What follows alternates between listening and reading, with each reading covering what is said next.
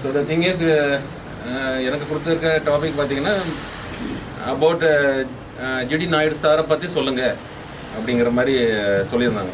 So இதுதான் அந்த motor cycle, நீங்கள் பார்த்துருப்பீங்க, இனி பார்க்கலாம். So be panoramic. So GD Naidu is often multifaceted personality, no? Wide range of influence on the industrial engineering innovation. Then his contributions and innovations spanned across diverse areas. So panoramic, no? The word வந்து ரொம்ப strong.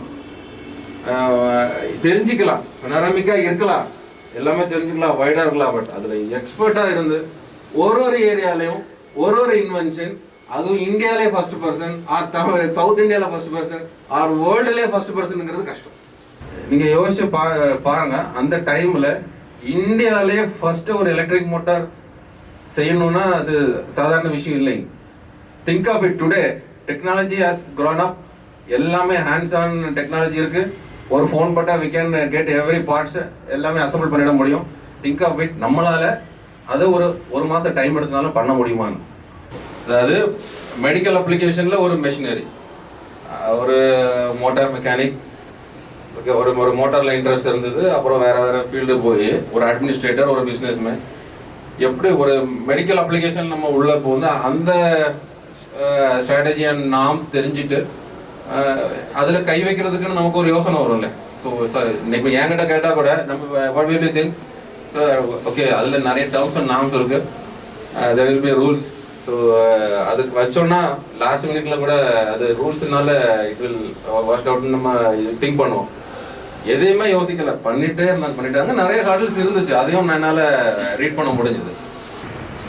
இந்த 16வது கோயம்புத்தூர் விழாவின் GT Naidu அருங்காட்சியகத்துக்கு வருகை புரிந்த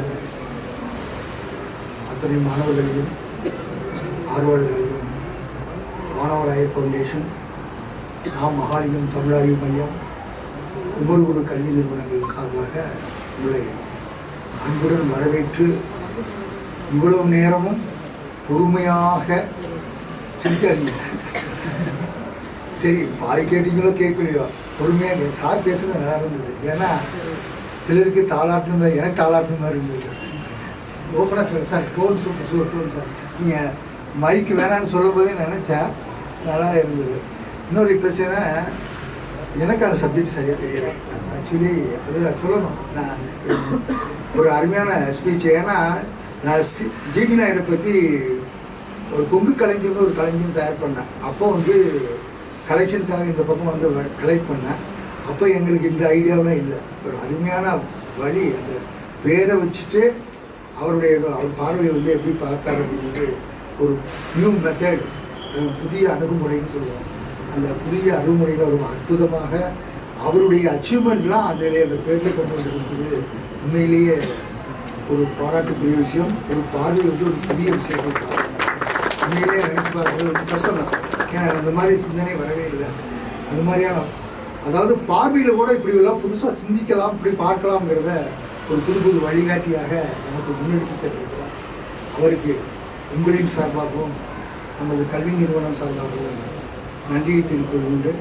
இப்பொழுது அவருக்கு இந்த பொன்னாடையை அணிவித்து மகிழ்கிறேன். நன்றி.